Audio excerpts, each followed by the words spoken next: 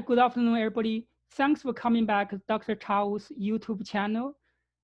In this channel, I'm going to interview our high school students who graduated from Howard County Public School System. I want them to share their experience and give some advice to our incoming high school students. I hope this interview will help them to go through the high school life. Today, we're welcoming Tess Yu. She graduated from Howard High School, and she will join Johns Hopkins University, majoring in economics. So let's welcome Miss Tess Yu. Tess, can you give us a short introduction? Yeah, sure. Hi. So I graduated from Howard High School. And I'm going to Hopkins, as Dr. Wu said, and I'm studying economics. At Hopkins, I'm also a Woodrow Wilson Fellow, and I was accepted into the direct matriculation program. So in 5 years, I'll be getting both my bachelor's and my master's. I've been the president of AST for the past 4 years, and I co-founded it. AST, or Achieve Success Together, is an educational program in which high school students instruct and tutor their peers and younger students. I'm also, Okay, so I think we'll come back to that later, right? So you said you will finish your bachelor and master degree in 5 years? That yeah. sounds a great deal, right? Yeah. Okay, so how about let's talk about your high school experience. And was your biggest challenge in your senior year? How did you overcome them? So in my senior year, my biggest challenge was trying to stay on top of all my college applications. So I actually didn't apply to the most among my friends. I only applied to 9 schools. I had friends that applied to over 20 schools. But even with 9 schools, it was a challenge trying to balance all of that on top of my schoolwork and just keeping track of all my deadlines and making sure I met everything and wrote everything I needed to write ahead of time, so I would have time to go back and edit and revise and seek advice, so on and so forth. I see. So you don't have a template, just one template that like applied 9 schools? No, because I only applied to 9 schools, so I didn't really have that many repeats and prompts.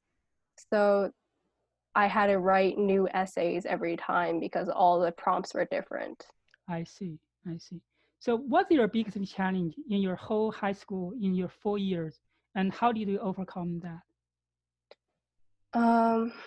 My biggest challenge in my 4 years of high school, I would say,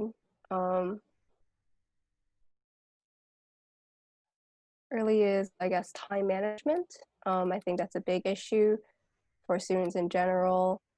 And it's just because I have a lot going on. So sometimes I would drop a few balls. So when it comes to that, it's important to know which balls you can drop and which balls you can't, which balls are rubber versus glass.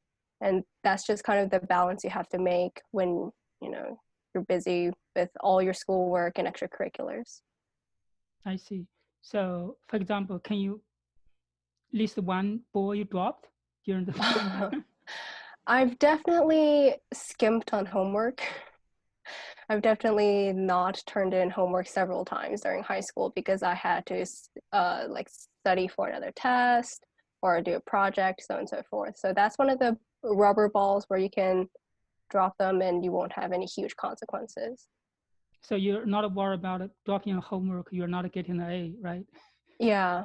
I see. I mean, homework is a very small percentage of my grade, so if I don't do homework one night, it's not going to kill my grade. I see. I think that's a great advice sometimes, because if you have too much stuff, you worry about everything, sometimes that's kind of huge pressure, right? Every day. Sometimes just probably need to let something go, unfortunately.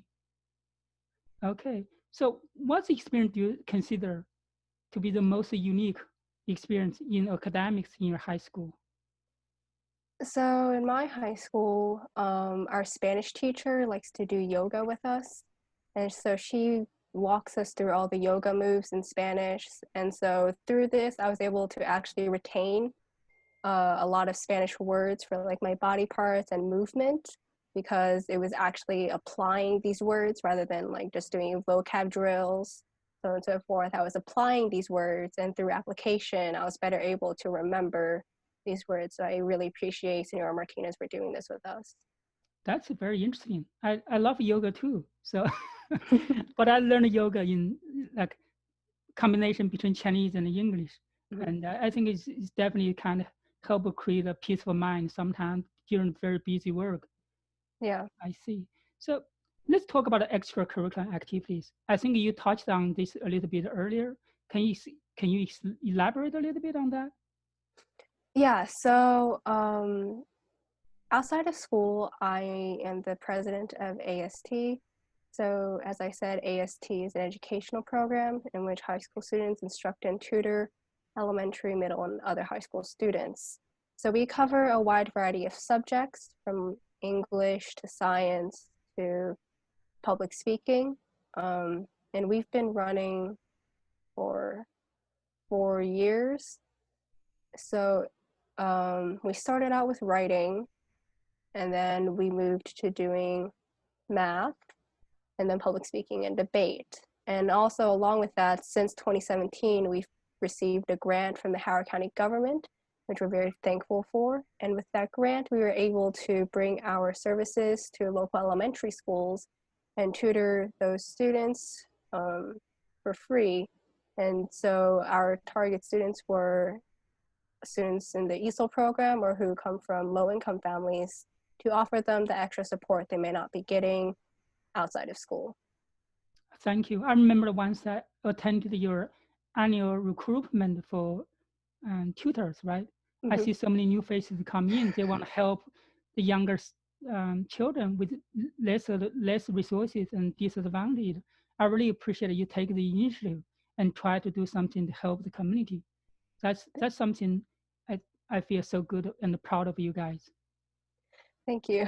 Okay, and I I think I added a topic based on some feedback from parents. The topic about cyberbullying. So because now probably every high school student have a mobile device somehow, and they're connected with each other.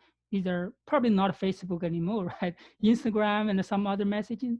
Did you heard about cyberbullying, or did you ever experience that? Do you have any like advice to share with some other student who probably the first time got their own personal device in high school? Yeah, so I haven't personally experienced any cyberbullying, and I'm very fortunate for that, but I've had friends who were harassed over various social media platforms and over text. So I think for those, it's best to report it to somebody, and I know that's very cliche advice, but really in those cases, you shouldn't be handling it on your own. You should be seeking adult help. It doesn't have to be like a school official. They just let your parents know what's going on. Because a lot of my friends didn't tell their parents, and that hurt them in the long run. So I think if you don't want to tell the school because you're uncomfortable with it, at least let your parents know. I see. Thanks for that advice. I think it's just important for our student to remember you need to seek help. If you can, usually you're not able to handle that individually, right? Yeah. Anybody would love to help as well. Just keep that in mind. And cyberbullying can be very prevalent in the nowadays. I just make sure our students will not bear that extra pressure when they're entering the cyber world. Hmm.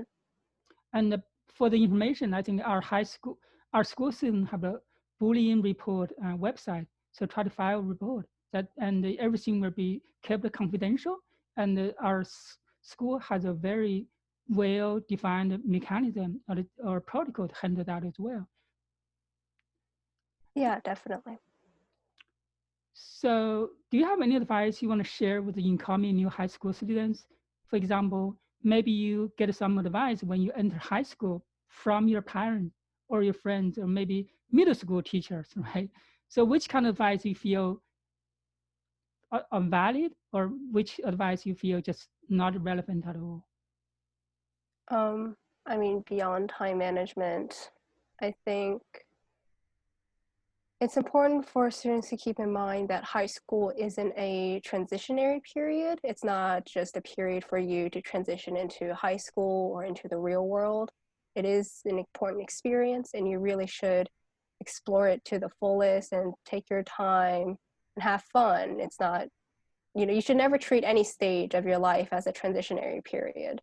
So I think that's important for people to keep in mind, because I see a lot of my friends kind of take this as a period of time to like get ready for college or something, or like get into college, and that's not what high school is all about. It's also time for exploration and discovering what you are passionate about, so on and so forth. So I think that's important to keep in mind. So you said it means like high school is a period for your growth, not just a single aim to be like entering college. Is that? Yeah. I see. Interesting. I think it's just because it's really from like a middle school student to high school. Now you're more independent, right? And after the high school, you're probably just totally on your own, right? And so during the 4 years in high school, it's really a period for you to manage yourself and grow yourself, and then go into real world in college. Yeah. I see. And how about the college? So now you're admitted in Johns Hopkins, right? Do you have any plan, or what's your plan, and what's your future career goal? Have you ever think about that? Yeah. So my career goal is really to get into an international organization like the UN, the WHO, WTO, etc. But really for college, I think it's to get my degree and figure out what I'm really, really passionate about. Like I have some idea, like, majoring in economics, going into international studies for my master's. But beyond that, I want to really understand which fields I'm truly passionate about and what I want to do for the rest of my life. So that's my goal for college. I see. So there's so many different possibilities ahead of you, right? I think you just want to take advantage of the opportunities in the college, and then try to see what's the best suit for yourself. I see. So do you have any advice for HCPSS? So for example, which areas the school can improve, can change? Yeah. So, I mean, HCPSS does a wonderful job already, but I think one thing HCPSS could do is to have some sort of like resource sharing between schools and between teachers. Just so that way, like if my teacher at Howard High has a really great resource for learning like DNA replication or whatever, this resource can be shared across the county to other schools and other students, because I've definitely had situations in which my teacher has a resource that my friend at another school, her teacher doesn't have the same resource, right? So I think if we shared resources overall, our teachers, our students would be better off. I see. So you want to see more coordinations between schools, or maybe from the central office, they try to pull the resources together, especially for maybe some courses there are not so many attendants, right? And some, for example, I heard about some courses only open in one school but not in other school because there are not so many students interested in that classes. So one way to think about it is maybe the central office need, for example, open a digital learning channel for students who is not physically available in one school, but they can still attend that class through like digital learning channel. Yeah. I see. Thank you. I think that's really good advice for us, especially under the current circumstances. And almost every class now moving online. How do we really try to coordinate the effort from the top-down approach, and then take advice from the student, the parents, then put the effort, provide a high-quality digital learning experience for our students? That will be not an easy task. I hope like after such a long time, our school will be able to develop such a framework and infrastructure. And this kind of infrastructure will be used in the future as well. Okay, I really appreciate your time. Do you have any like closing remarks? Yeah, sure. So I think this is a great idea, first of all. I really enjoyed this interview and the idea behind it. Um, and I think really just for whoever is entering high school or is still in high school, um, it's important to study, yeah, but it's also important to make sure you relax, have fun, um, do the things you like to do. And, this is a time to be a child, right? And it's, the pandemic is taking away a lot of things from us, but still, it's important to make sure you have fun and enjoy your time. Okay, thank you very much, Tess. Thanks for sharing your experience, and good luck to your college life, and maybe for your future career as well. That's probably still really far away. I hope maybe in the future you'll come back. I will try to interview people who graduate from college as well, and then when they look back what they have been interviewed now, I think it will be fun to see what your reflection again as well. Yeah, definitely. Okay, for our audience, thank you very much for tuning back to Dr. Tao's YouTube channel as well. I would love to interview our high school students who graduated from our public school system. Let them share their experience and give some advice to our incoming high school students. I hope this interview will help them to go through the high school life. Okay, thank you very much, Tess. Thanks for your time. Thank you. Okay, bye-bye. Bye bye.